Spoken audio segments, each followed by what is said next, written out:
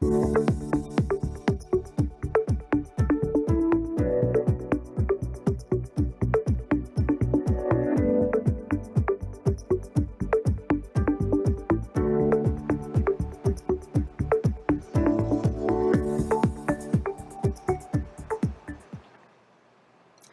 tarde, turminha do sexto ano, tudo bem com vocês?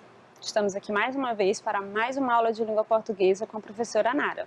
Espero que vocês estejam bem, espero que vocês tenham aprendido bastante na nossa última aulinha. Hoje nós vamos dar continuidade falando sobre o gênero textual poema, tá? E aí eu quero que vocês já resgatem aí tudo que a gente estudou na aula passada, porque a gente vai precisar, tá bom? Para que vocês compreendam um pouquinho mais da aula de hoje e da habilidade que nós iremos trabalhar hoje, tá? Vamos lá, vamos começar?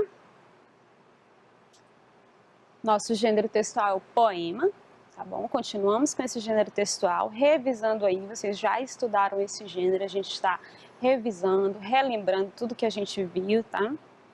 E a habilidade do dia, a habilidade da nossa aula de hoje é a 2 aí, identificar o tema de um texto. Já até deixei aí em negrito, grifadinho para vocês a palavra tema, tá? Lembra bem dessa palavra. Todo texto que a gente escreve, ou todo texto que a gente lê, ele tem um tema, tá?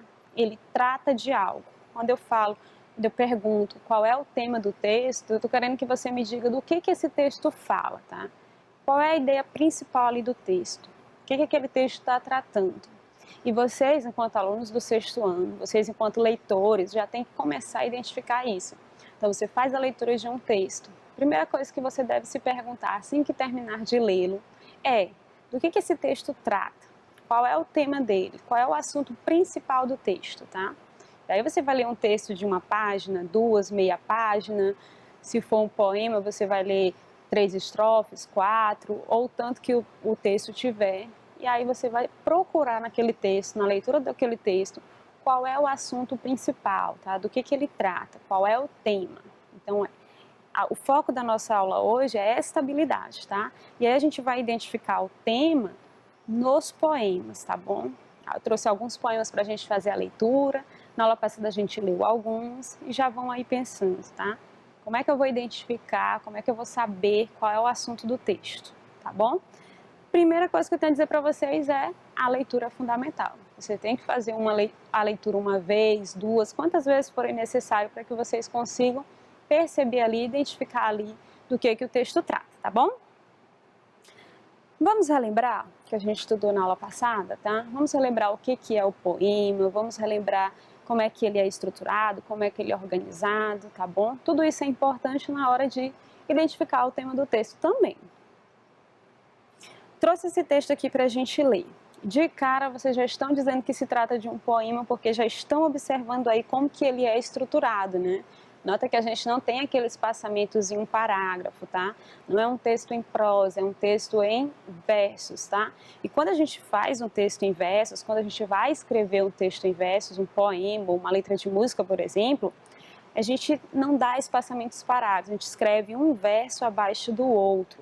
A primeira letra do primeiro verso, do segundo verso tem que estar na mesma altura, do mesmo jeitinho que do verso anterior, tá bom? Então, olha só, esse poema é do Fernando Pessoa, se chama Autopsicografia. Olha como é lindo. O poeta é um fingidor. Finge tão completamente que chega a fingir que é dor, a dor que deveras sente. E os que leem o que escreve, na dor lida sentem bem. Não as duas que ele teve, mas só a que eles não têm. E assim, nas calhas de roda, gira a entreter a razão. Esse comboio de corda que se chama coração. E aí, entenderam alguma coisa? É uma brincadeira aí com palavras que às vezes confunde a mente da gente, não é? Então, tenta ler aí, tenta analisar esse poema. O que você acha que o poeta está falando, tá? O que o eu lírico, agora vamos para o eu lírico, né? A voz que fala no poema. O que o eu lírico quer dizer com isso? O primeiro verso já é muito importante, ele já fala que o poeta é um fingidor.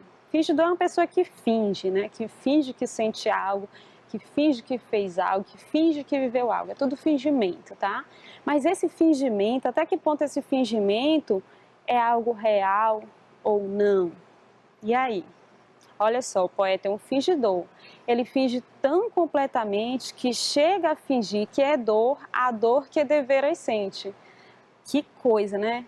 Isso só é possível, gente, nesses textos literários, tá? É possível no poema, porque é um texto que vai brincar com as palavras. E aí lembre, quando a gente fala em poema, a gente está falando de um texto em que a pessoa que escreveu, ela vai brincar com as palavras, com o sentido das palavras. Olha como é que ele se utiliza, né? Falar que o poeta é um fingidor, e ele diz que ele finge tão completamente, o fingimento é tão grande, que ele chega a fingir que é dor, a dor que deveras sente. Aí, afinal, ele sente ou não sente uma dor? Pensem aí, tá? Então façam bastante a leitura desse texto, procurem depois lê-lo com mais calma, tá? Para que vocês consigam entender.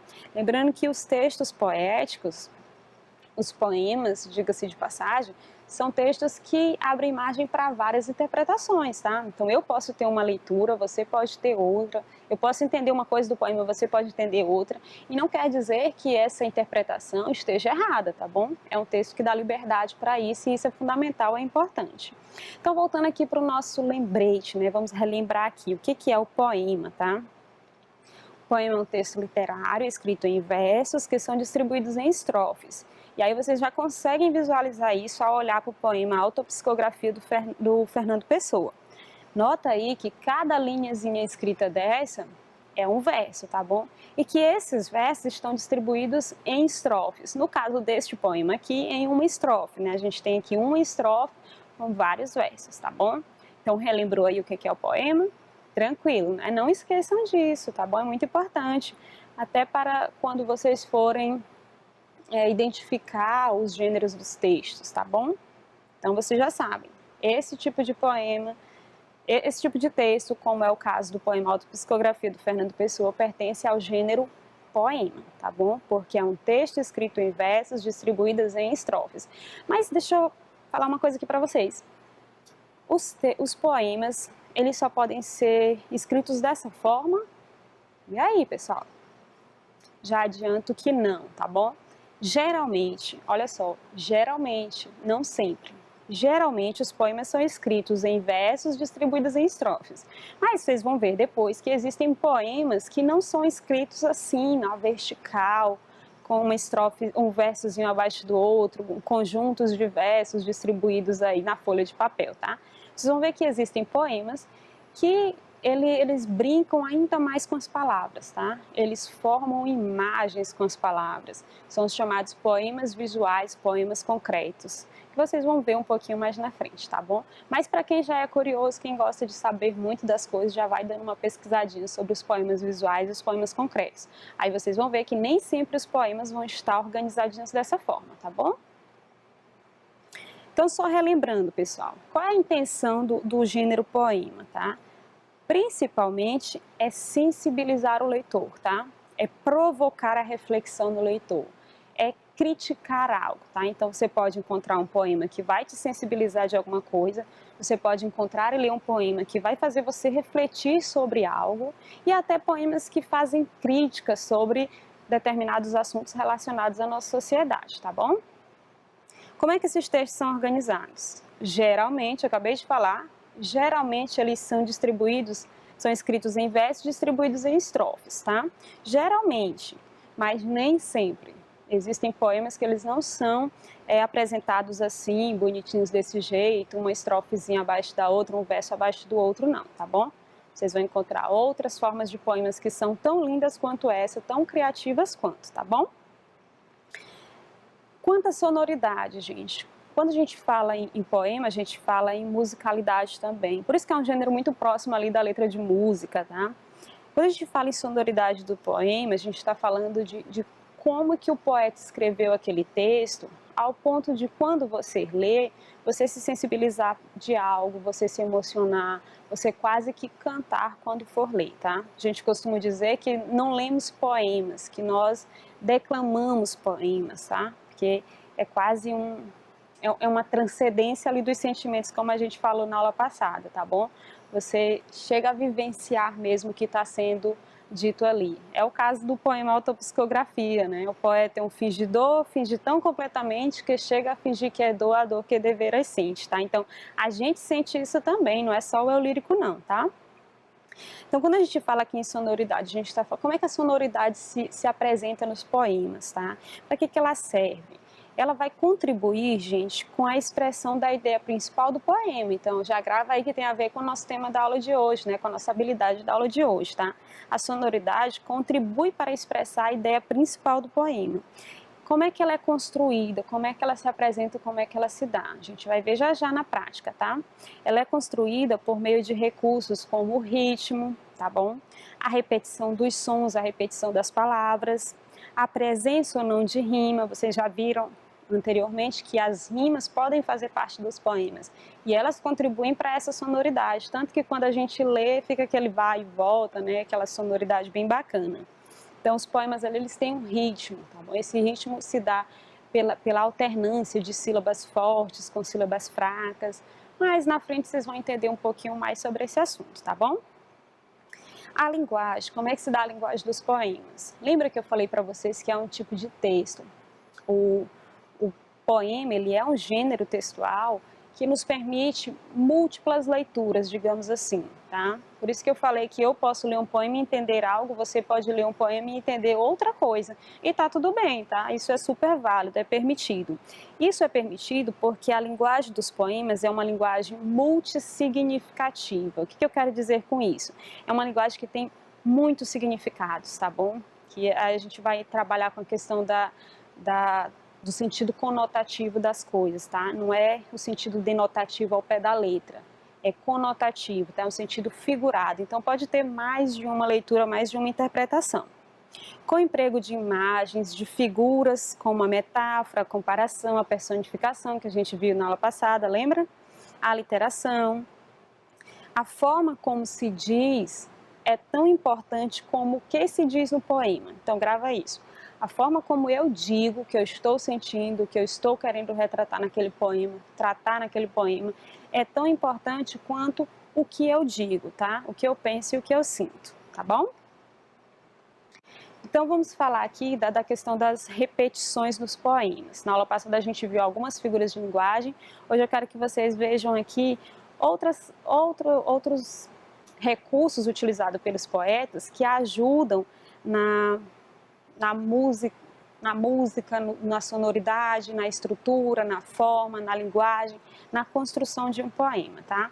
A gente chama de repetições, são as aliterações, assonâncias e anáforas. Mas antes de explicar direitinho para vocês o que é cada um, vamos ler esse poema aqui do Manuel Bandeira, que chama-se Canção do Vento e da Minha Vida. Olha como é linda. O vento varria as folhas, o vento varria os frutos, o vento varria as flores. E a minha vida ficava cada vez mais cheia de frutos, de flores, de folhas. O vento varria as luzes, o vento varria as músicas, o vento varria os aromas. E a minha vida ficava cada vez mais cheia de aromas, de estrelas, de cânticos. Olha aí. Estamos diante de um poema, um texto escrito em verso, distribuídos em estrofes. O que eu quero que vocês observem aqui, pessoal? Eu quero que vocês observem essa repetição aqui nesses versos. O vento varria, o vento varria, o vento varria. Além de eu repetir ali o início dos versos, nota que há uma consoante aí que é muito repetida, não é? A consoante V, por exemplo, tá bom? Lá em folhas, em frutos, em flores, nós temos ali o F também sendo repetido. Essas repetições, elas são importantes para que a gente tenha um texto que tenha um ritmo, tá bom? Que tenha ali uma sonoridade, ok? Então já guarda aí essa informação. Olha aqui de novo, a repetição mais uma vez, o vento varria, o vento varria, o vento varria. Estamos diante de mais repetições, tá? É uma coisa que vocês podem encontrar muitos nos textos literários, principalmente nos poemas. São muito permitidos, tá, gente? Digamos que em um texto como esse, o poema, é super permitido essas repetições. Em um texto mais objetivo, elas já não são interessantes, elas já empobrecem o texto. Aqui enriquece o texto, mas se você for escrever uma dissertação, por exemplo, depois vocês vão entender mais um pouquinho sobre esse texto, se vocês forem escrever uma notícia, vamos pegar um texto aqui que vocês já tiveram contato. forem escrever uma notícia, essas repetições empobrecem o texto, mas no caso dos poemas, elas enriquecem, tá bom? Olha aqui outro tipo de repetição que eu quero que vocês observem. E a minha vida ficava cada vez mais cheia. Isso se repete lá embaixo, ó. E a minha vida ficava cada vez mais cheia. Quase como um refrão, não é? A gente vê muito nas letras de música também as repetições. E elas são importantes, principalmente para as letras de música. Sabe aquele trechinho da música que fica gravado na sua mente? Isso ali se dá por conta das repetições. Quanto mais repete, mais fica gravado na sua mente, tá? Então, o que a gente está falando aqui? Por que eu trouxe esse poema para mostrar essas repetições para vocês? Porque recursos como aliterações, assonâncias e anáforas, elas são importantes para os poemas, tá? A gente pode brincar ali na hora de produzir o poema, pode brincar com as palavras, pode brincar com os sons das palavras, com os sons das consoantes e das vogais. A repetição delas, elas são importantes para dar esse ritmo ao poema, tá bom? Mas afinal, o que é a aliteração? A aliteração, pessoal, é a repetição de consoantes, tá? Quando você olha para um verso de um poema e você vê a mesma consoante repetida várias vezes, você está diante de uma aliteração. Como é o primeiro exemplo ali, né? A letra V se repetindo em vento, varria, tá bom? Há versos em que o V vai aparecer em quase todas as palavras do verso, tá? Do poema. Isso acontece também. E aí é mais certo dizer que há uma aliteração, tá bom? As assonâncias, pessoal, são as repetições das vogais. Pensa em um verso, em um poema que tem um verso, que, por exemplo, a vogal A é repetida várias vezes ali, aparece várias vezes no decorrer daquele verso. A gente diz que houve uma assonância, tá bom? Uma repetição de vogais. E as anáforas, pessoal, é a repetição de palavras ou grupo de palavras no início de duas ou mais frases sucessivas. No caso aqui dos poemas, nos versos, né? Se o início do meu primeiro verso começa da mesma forma que o início do meu segundo verso e do meu terceiro verso, como é o caso aqui de o vento varria as folhas, o vento varria os frutos, o vento varria as flores, eu posso dizer que estou diante de uma anáfora, tá bom? Uma repetição de palavra ou grupo de palavras no início de uma frase sucessivas vezes, né? Ou seja, mais de uma vez. No caso aqui dos versos, tá bom? Deu para entender aí? É o que a gente chama de repetições nos poemas, tá? E eles são fundamentais, são importantes para haver ali a compreensão melhor do texto, tá bom? Elas ajudam também na composição do poema, no sentido de dar ritmo, de reforçar ainda mais uma ideia, tá? Estou falando isso porque a gente vai já tratar da questão do tema dos textos e essas repetições, ficar de olho nessas repetições, pode te ajudar a encontrar ali o tema do texto, tá bom? Sim, professora, já vimos aí sobre aliteração, assonância, anáfora, sobre o que é poema, sobre essas repetições no poema, já lemos alguns poemas. E quanto à nossa habilidade de hoje, tá? Qual é a nossa habilidade de hoje? Identificar o tema de um texto. Como é que a gente identifica o tema de um texto, tá? Lembra sempre do que normalmente eu falo para vocês, falo para os meus alunos. Sempre que estiverem diante de um texto em que forem questionados qual é o tema do texto, a pessoa está querendo saber do que o texto trata, tá? Qual é o assunto do texto.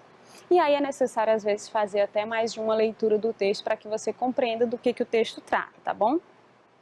Eu trouxe esse texto aqui, O Mundo da Criança, de Toquinho, tá bom? E aí eu vou ler aqui para a gente tentar identificar aí qual é o tema do texto, do que o texto trata, tá bom? É sempre colorido, muitas vezes de papel, com arcos, flechas, índios e soldados, cheinho de presentes feitos por Papai Noel. O mundo da criança é iluminado. Baleias gigantescas, violentos tubarões, mistérios de um espaço submerso.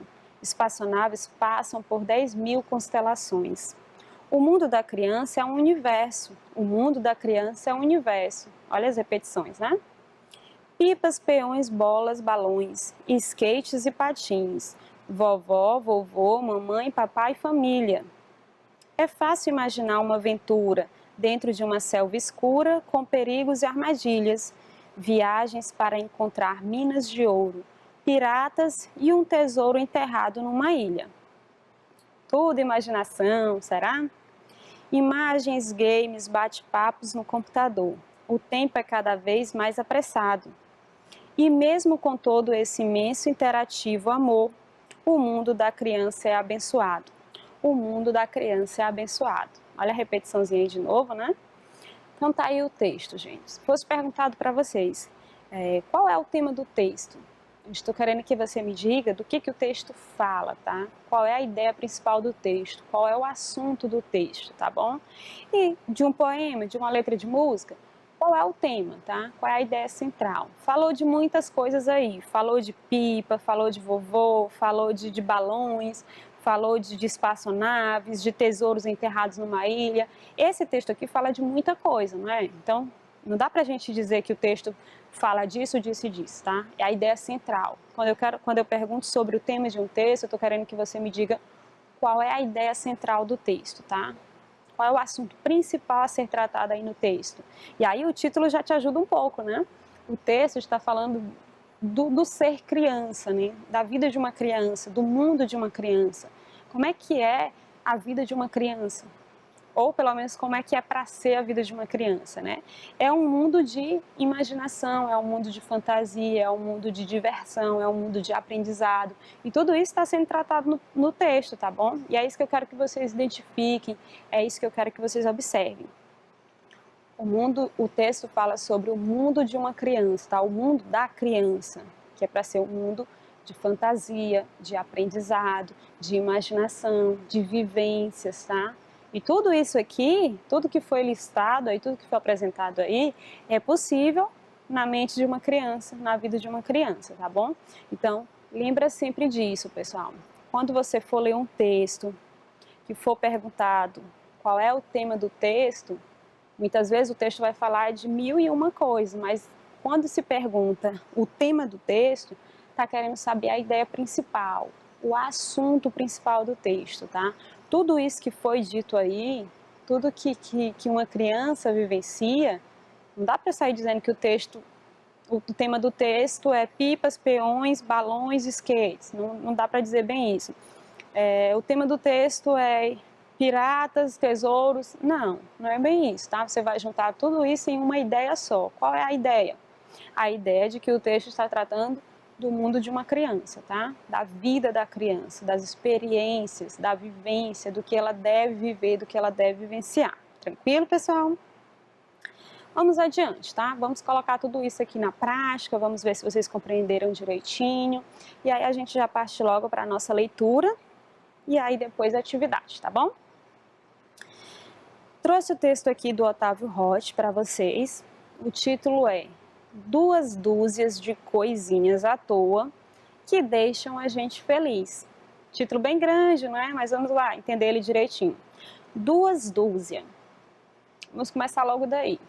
Dúzia, a gente utiliza dúzia para se referir a algo que representa ali 12, né? Não é isso? Quando eu falo duas dúzias, é o dobro de 12, que aí no caso dá 24. Então, dá a entender que vão ser listadas aí 24 coisinhas à toa que deixam a gente feliz. Vamos conferir para ver se é mesmo? Duas dúzias de coisinhas à toa que deixam a gente feliz. Otávio Roth. Já começa assim o poema.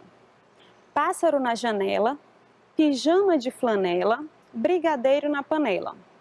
Gato andando no telhado, cheirinho de mato molhado, disco antigo sem chiado. Pão quentinho de manhã, drops de hortelã, grito do Tarzan.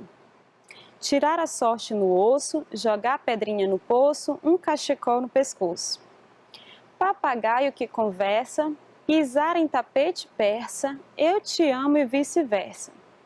Vagalume aceso na mão, dias quentes de verão, descer pelo corrimão. Almoço de domingo, revoada de flamingo, herói que fuma cachimbo. Anãozinho de jardim, lacinho de cetim, terminar o livro assim. Olha aí que bonitinho, não é? O que vocês acharam? Gostaram? Estamos diante de um poema? Estamos, por quê? É um texto escrito em versos distribuídos em estrofes. Tem aí 4 estrofes de um lado, 4 estrofes do outro. Cada estrofe aí tem 4 versos, não é isso? E aí, se vocês contarem, pessoal, vocês vão ver que o poema tem exatamente 24 versos. 24 são 2 dúzias. 2 dúzias de quê, pessoal? De coisinhas à toa que deixam a gente feliz. Então, o eu lírico está dizendo que essas coisinhas à toa aí deixam ele feliz, mas não só ele, muitas outras pessoas. Quem que não gosta aí de brigadeiro de panela, de cheirinho de mato molhado, de dias quentes de verão, não é? Então, é um texto simples, não tem dificuldade nenhuma de vocês compreenderem aí.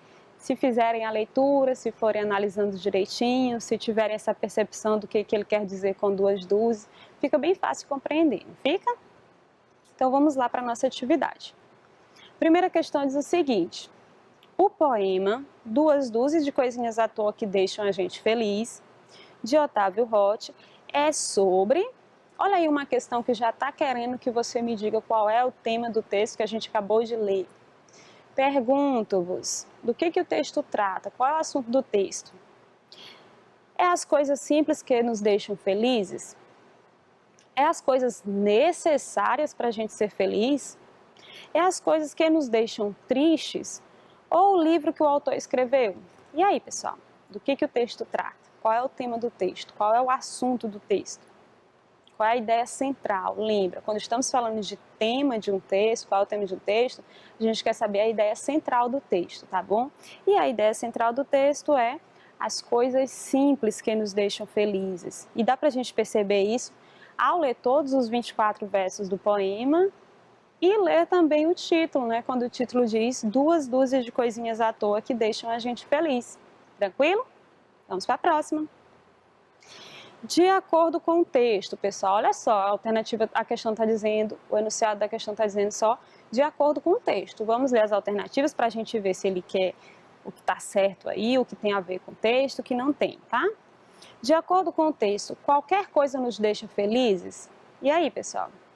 É isso, qualquer coisa? Ou as 24 coisas à toa que ele listou? Coisas simples podem nos deixar felizes? Parece que é a nossa resposta, né? Vamos ver. Apenas 24 coisas nos deixam felizes? Apesar dele ter listado 24 coisas, 2 dúzias apenas de coisinhas à toa que nos deixam felizes, necessariamente a gente não pode afirmar que são apenas essas 24 coisas que nos deixam felizes, tá bom? Pode ser que tenha outras, pode ser até que vocês incluam mais coisas nessa lista. Precisamos de muitas coisas para sermos felizes? De acordo com a ideia central do texto, é isso? A gente precisa de muita coisa, a gente precisa só de algumas coisas simples, que normalmente a gente encontra no nosso dia, são coisas que acontecem com a gente que a gente fica feliz. O que vocês marcariam? Exatamente, pessoal. De acordo com o texto, coisas simples podem nos deixar felizes, coisas simples como as que ele listou ali no poema, tá bom? E aí, pessoal, só essa aqui para a gente finalizar rapidinho. Quanto ao gênero textual poema, assinale V para verdadeiro e F para falso. Só relembrando, poemas são textos escritos em versos distribuídos em estrofe? Verdade, né? A gente já viu isso. Todo poema tem rima? Falei para vocês que não é? Nem todo poema tem rima. Pode ter e pode não ter. Os poemas podem nos sensibilizar, nos emocionar e até nos fazer refletir sobre questões sociais? Foi o que eu mais disse para vocês, não foi? Então, verdade. Todo poema possui uma estrutura vertical com versos e estrofes? A gente já viu isso, né? Não, nem todo. Existem outros tipos de poemas que vocês vão conhecer que não seguem essa estrutura vertical, tá bom? Espero que vocês tenham gostado, espero que vocês tenham aprendido bastante. A gente se vê na próxima aula. Tchau, tchau!